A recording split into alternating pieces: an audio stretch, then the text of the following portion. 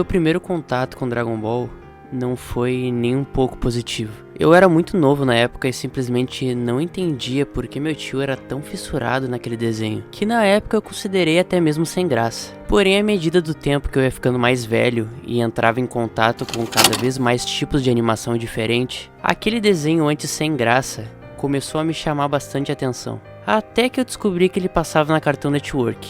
Na época o Dragon Ball Kai ainda. E eu decidi dar uma chance. E foi nesse momento que tudo acabou mudando. Eu simplesmente fiquei fissurado por Dragon Ball. O que eu acabei de contar é apenas um pequeno fragmento de tudo que esse anime me fez sentir. E esse vídeo é uma homenagem muito singela para aquele que marcou as nossas vidas, o Akira Toriyama. Beleza, pessoal, já podem enxugar as lágrimas, porque já chega de falar sobre isso. Vamos lembrar quem o Akira Toriyama foi em vida. Quem foi ele? Quais foram suas inspirações, carreira e até mesmo comentar sobre as mensagens que ele deixou em suas obras, que talvez você nem tenha notado. O Akira Toriyama nasceu no dia 5 de abril de 1955 em Nagoya, obviamente no Japão. Toriyama frequentou a faculdade de artes Aichi após terminar a escola, e foi lá que ele despertou seu interesse em se tornar um mangaka. Porém, no entanto, isso ainda parecia um sonho muito distante. Assim como todo mundo, o Akira também precisou começar de algum lugar. Então, após ele se formar, ele trabalhou como design gráfico por alguns anos. O Toriyama, na verdade, só começou sua carreira oficialmente como mangaka em 1978, quando seu primeiro trabalho chamado Wonder Island foi publicado na revista Weekly Shonen Jump.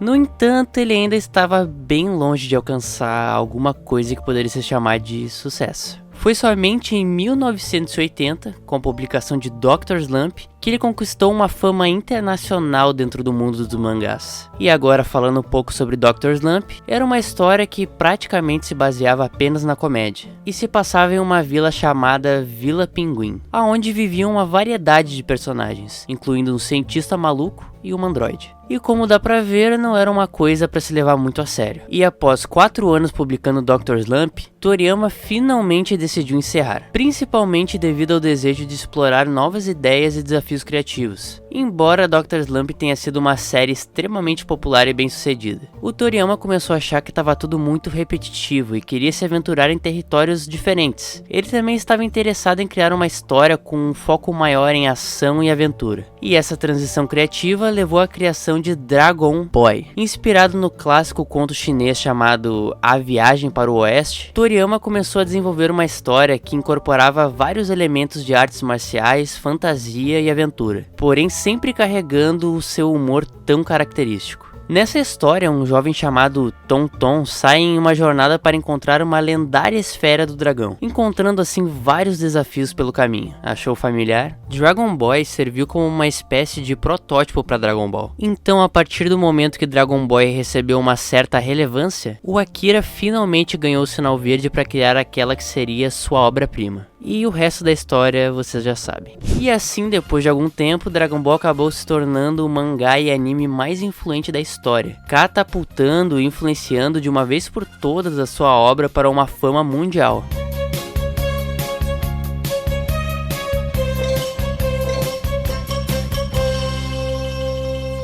Porém, o Akira tinha uma característica muito pertinente que ele não conseguia abandonar. Ele simplesmente era incapaz de ficar tanto tempo fazendo a mesma coisa. Assim como lá atrás em Dr. Slump, Akira Toriyama decidiu encerrar Dragon Ball também. Principalmente porque ele estava exausto e sentia que tudo estava se repetindo mais uma vez. A série já havia se estendido por muitos anos e ele estava enfrentando uma pressão muito grande devido à popularidade e o ritmo exigente da produção. Toriyama estava constantemente trabalhando sob prazos cada vez mais apertados para criar novos capítulos e garantir que a qualidade da história e a arte se mantivesse lá no talo. Além disso, Toriyama expressou em várias entrevistas que ele havia esgotado suas ideias criativas para a série, e estava sentindo que a sua capacidade de inovar dentro do mundo de Dragon Ball já tinha chegado ao limite. Mal ele sabia que essa vaca ia dar leite por muito mais tempo.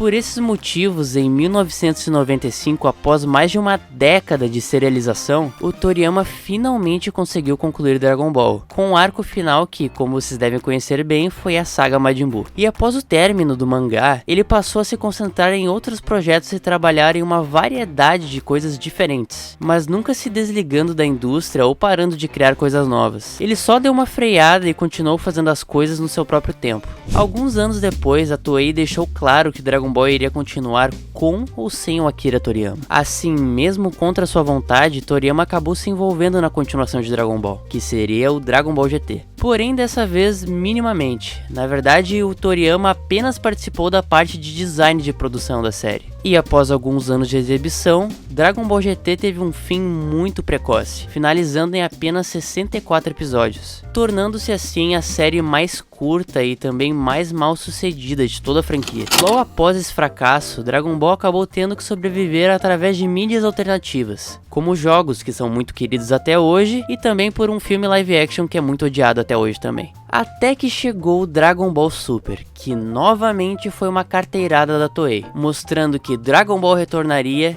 de novo, com ou sem o Akira Toriyama. Porém, dessa vez, provavelmente após a péssima experiência que Dragon Ball GT foi, o Akira se envolveu bem mais, mas na minha opinião sem muita vontade, pois sendo sincero, Dragon Ball Super fora o filme do Broly não acrescenta quase nada para a história de Dragon Ball, apenas adiciona um conceito novo para tentar tirar ainda mais leite de Dragon Ball, trazendo assim por sua vez transformações e lutas bastante boas. Não me entenda errado, Dragon Ball Super é muito bom ainda, porém convenhamos que ele é muito mais feito para fazer dinheiro do que para qualquer outra coisa. Eu sei que qualquer obra é feita para fazer dinheiro, só que Dragon Ball Super não se preocupa em criar coisas novas, coisas interessantes, aprofundar personagem. Ele só se preocupa em trazer personagens novos e transformações novas, para vender mais. Não que esteja errado também, mas eu diria que essa é a série que eu menos gosto de Dragon Ball, para ser sincero. Mas isso é uma parte muito pequena da minha opinião. Se esse vídeo for muito bem e vocês quiserem, eu posso trazer um vídeo só sobre Dragon Ball Super. Se vocês querem, comenta aí embaixo. Bom pessoal, esse foi o vídeo, uma homenagem pro Akira Toriyama do jeito que eu consegui fazer, com o tempo que eu consegui fazer. Fiquei um tempo afastado do canal, algumas coisas aconteceram, mas dessa vez eu prometo que eu vou voltar com tudo.